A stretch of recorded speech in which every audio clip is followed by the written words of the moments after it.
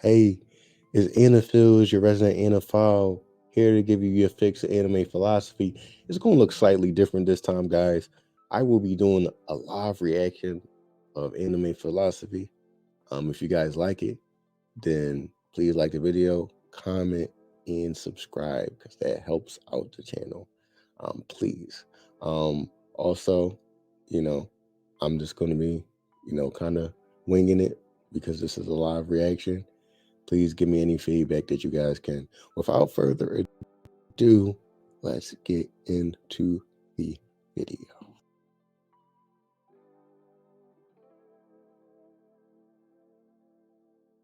Quick thing I forgot to mention. So, what happened the last episode? Quick recap.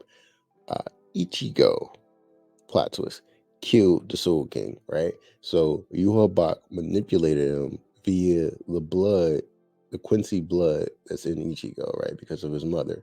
So, what ends up happening is Ichigo is fighting Yuhabak and kind of very smart, very diabolically, right?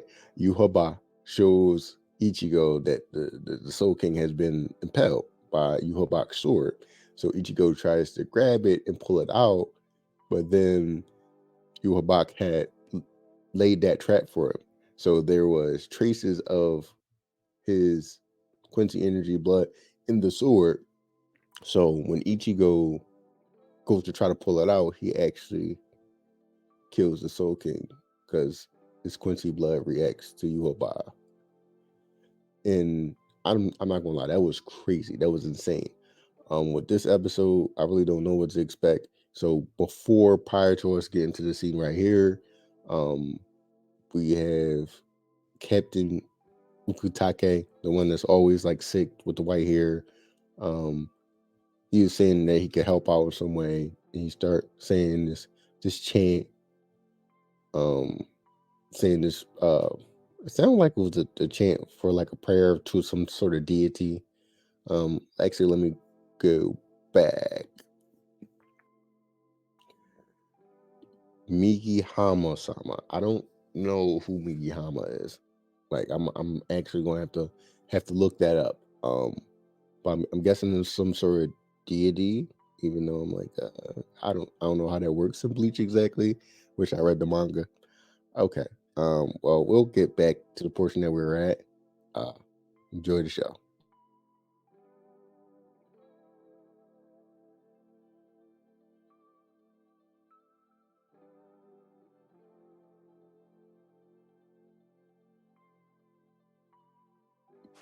Yeah, I don't know what happened. He swallowed a bubble and his whole body looks like it was combusting, and then it looks like he. So before that, there's an eye on his hand. I'm so lost right now, guys.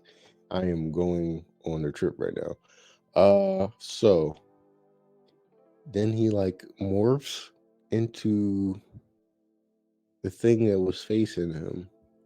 Okay, let's watch some more.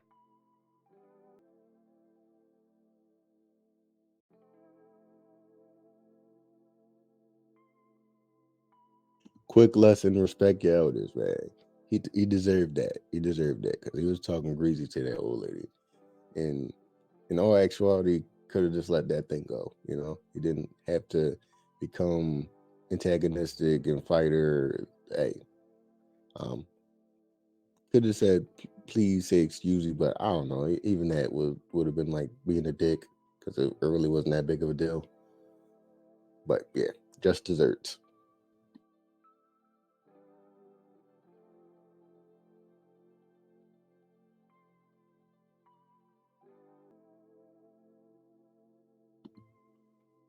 That is that's cool.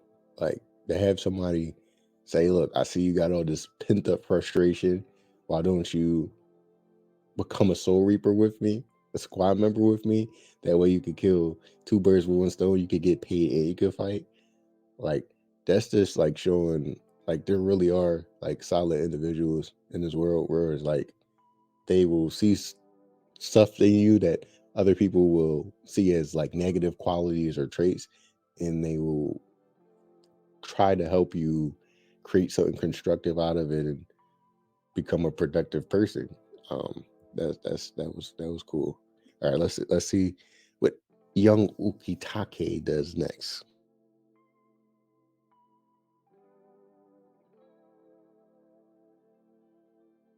Dang, he on borrowed time.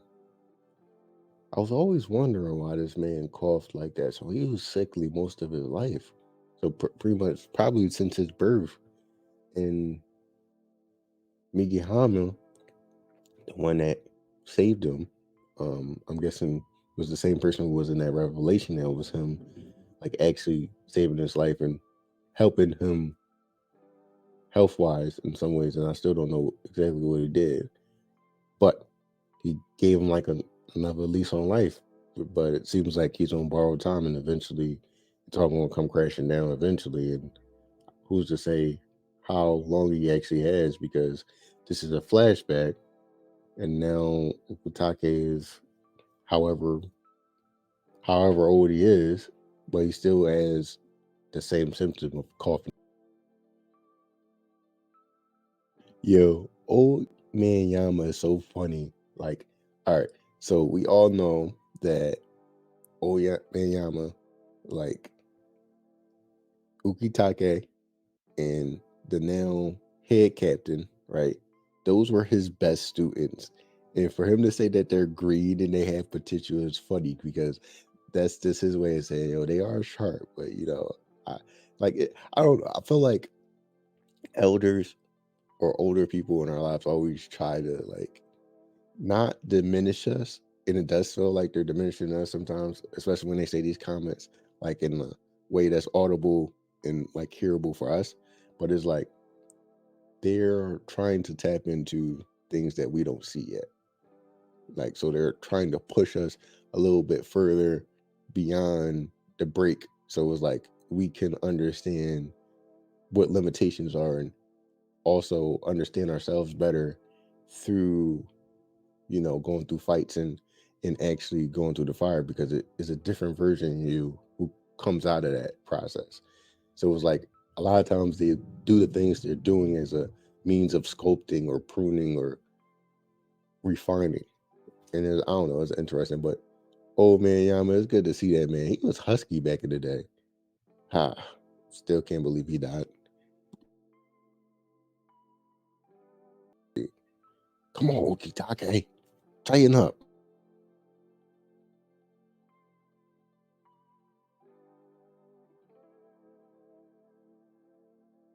Yo, he said, you know why this tastes so good? Because it got that Henny in it. It got that liquor in it, man. He said, usually he will ask me to introduce him to girls, but you wanna see about this sweet shop. Now I'll tell you the secret ingredient. It got that, I'm saying in it. Yo, it's cool to see how they became friends though. Like, not to say that we didn't see like flashbacks before of like them being rivals and fighting, but it's cool to kind of, you know, see it more in long form.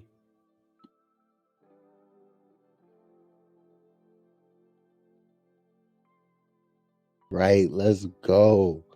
Migi Hama-sama is a local deity. Okay, let's go. I was right about it.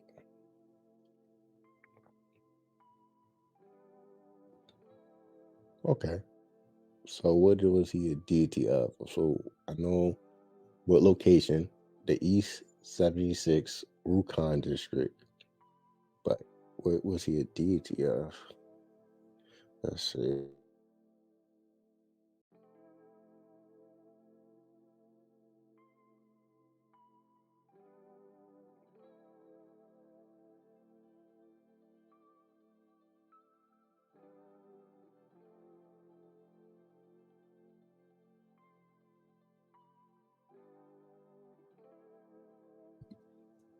I never thought I'd see a faith conversation in Bleach, talking about deities and theism and stuff. This is kind of interesting. So basically, I don't know. It's funny. It's like having a religious conversation with your best friend. Essentially, it's like, look, I don't know if you believe this, but God healed my body, and obviously, Migihama is one of those deities, and I'm guessing there's many deities in Bleach, but he's like, he healed my body, and your best friend looking at you like, wait, huh? Like, I hear you, but you're like, look, bro, I was gonna be dead in the ground if it wasn't for this deity. So it's like, it's cool to see a faith conversation enter into Bleach. I don't know if they've ever done an episode where they talked about local deities or anything. So this is actually kind of interesting to me.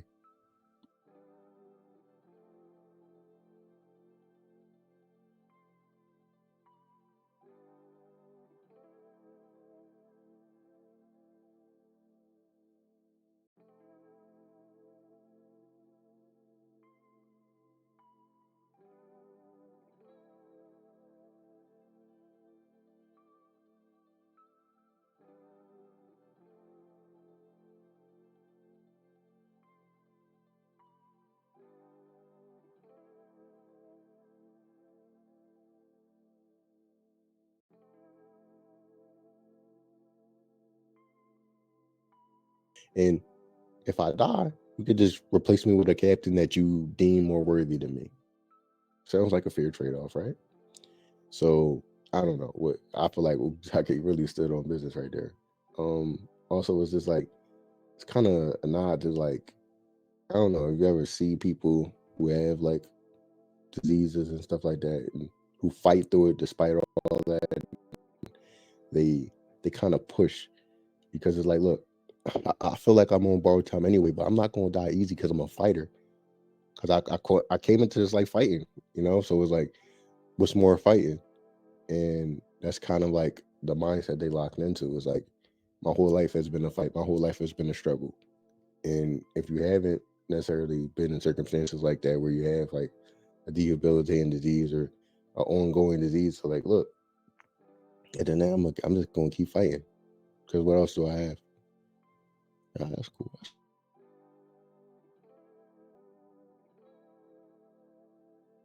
The foreshadowing, though, you know what I'm saying? Like, hold up, let's lock in for a second. The foreshadowing. I'll see you soon, and this is like after the former Kenpachi, for the current Kenpachi, right? Kenny, you know what I'm saying? My favorite guy with the eye patch, my favorite character in Bleach, actually.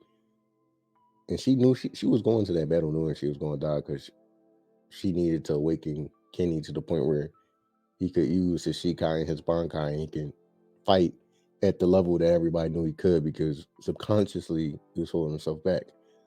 And then I guess at that moment, Ukitake kind of knew that it was a possibility that the Soul King was going to die. That's interesting. So he said, "I'll see you soon." Dang. Whew. Oh man.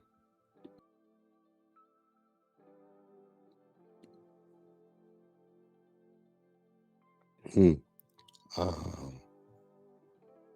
Wow. Wow. Uh dang it. Like just imagine, like from the time, however old he was when he was really sick, from the time you were that age, and I'm guessing he was like probably a teenager, maybe like 11, 10.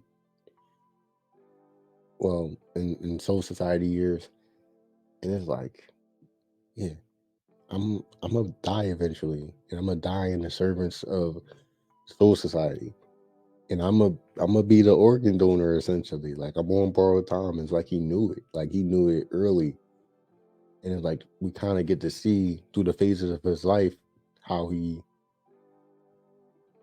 cherished his life, how he lived his life to the fullest and did everything that he wanted to do and accomplished everything that he wanted to accomplish. And he said, "Look, this is my time now.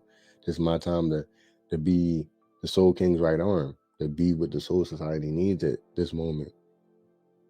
And as a captain, he's like, "Yo, look, Rukia, fall back. I've been made this decision. This is premeditated. This is not something that I'm rashly doing. I'm laying my life down for the Soul Society." That's deep. Damn, Ukutake, dang. I didn't know you were stepping like this. Dang, that's like, it really comes full circle because I always was wondering why Ukitake was so sick. Like, and he seemed like he was a good fighter, but it's like, bro, every time we see you, you coughing up blood. Like, I don't get that. Let's see how it concludes.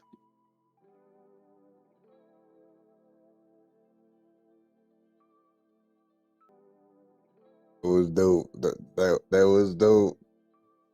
That was cool. The little old school animation, yeah. I like that. I like that. I like that. I like that a lot. Oh, he really about to check. That's a flashback from those early 2000s Bleach. Ooh, yeah. It's a wrap.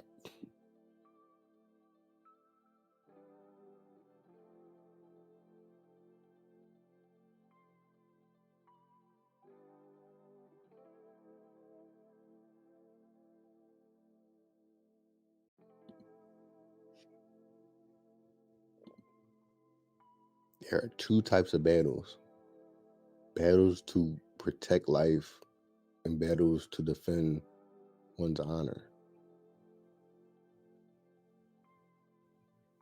Ah, dang, Bleach. I don't. This 1,000 Year Blood War Part 3. Well, all the parts have been so great. I'm so glad that Bleach came back. But think about that for a moment.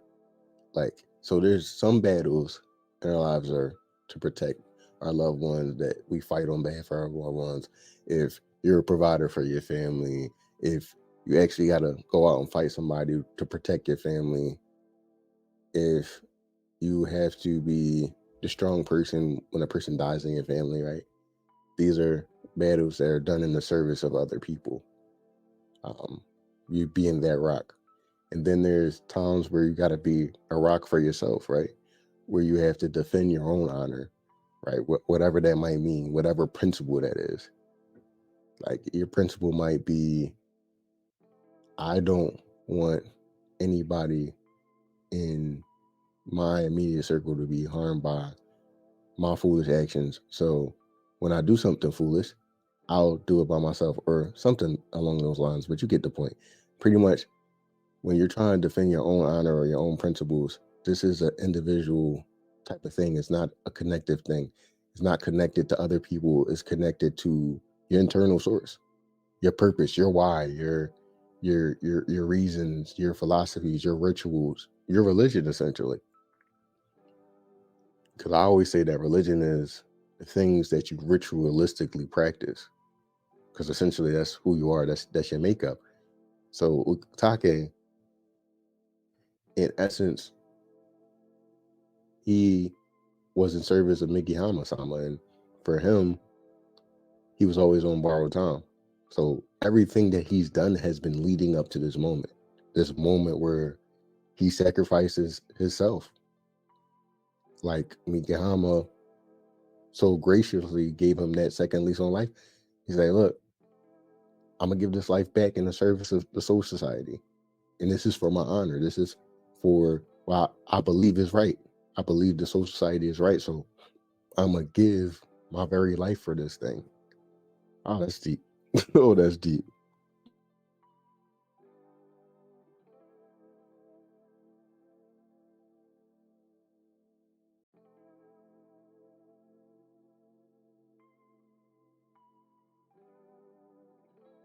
Music stopper, the one that stopped Ichigo music, the Aizen that has been trolling and messing with the Soul Society since the very beginning.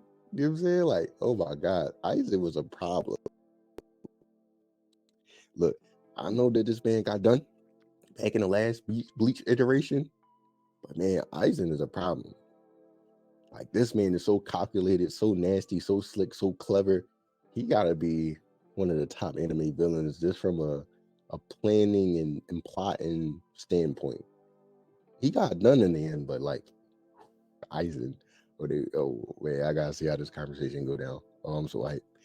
Whoo, Aizen, Sosuke Aizen.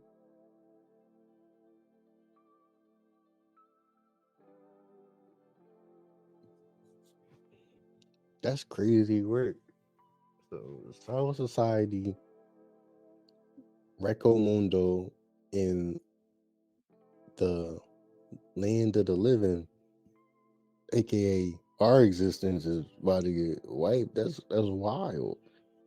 And obviously the Soul King stabilized all that. But I'm also just like curious how the Soul King actually works. Like, are there candidates to the Soul King? Because the person that we saw in the beginning that was officiating Ukitake's fight, he looked like the Soul King, or at least looked at like the vessel of the Soul King. So I'm just curious of how like the Soul King works.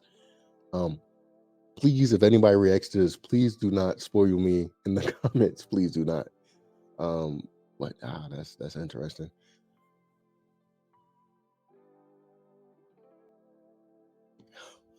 Wow, wow, wow, whoa, whoa, whoa, whoa, whoa, whoa. Wait. I thought that was gonna work. I ain't gonna lie. When you saw the crystal go back together, I'm like, all right, cool. We in business.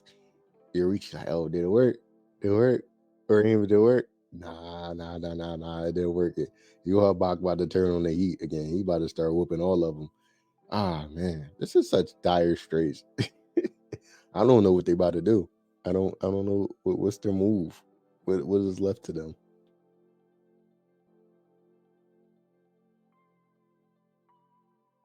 So the fact that Habad has made that face lets me know that he was not expecting this, even with his eyes open, his third eye open. He still didn't expect that. You know what I'm saying? That was unprecedented. Migihama about to patch that thing up. You know what I'm saying? And oh, that moment was beautiful. It was so the build, like the oh, that was a good build up. Well, we'll see. We'll see if Migihama could do the job.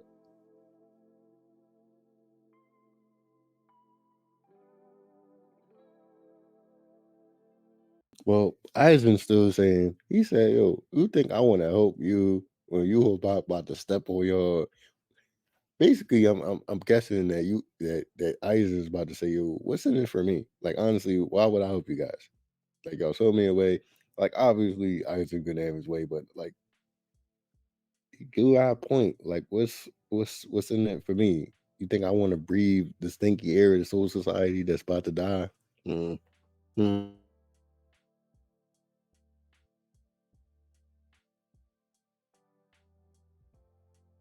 All in all, that was a great episode.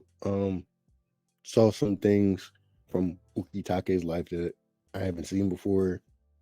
Um, then saw some interesting like depictions of the new head captain and like even the conversation at the end that he's having with Aizen that essentially is like their decks out because Soul Society is really desperate right now. Like all their plans have failed. So Squad Zero, they got annihilated. They got cooked. Um, Ichigo, the backup squad, he actually initiated the end of the Soul King. And Take, he the emergency reserve. He basically gave the Soul King a, a temporary clamp so he doesn't completely disintegrate via Mikahama, the local deity. And now we're appealing to the Aizen. Um, we'll see what happens next week. Guys, if you like this, please like, comment, subscribe, share this, and just like give me any feedback that you have. If you like this, then I'll continue to do these live reactions on Saturdays. And I will be releasing a video on Monday. It's going to be an anime that you guys have not heard of, but stay stay tuned for that. Stay tuned for the next drop. And till next time, stay philosophical.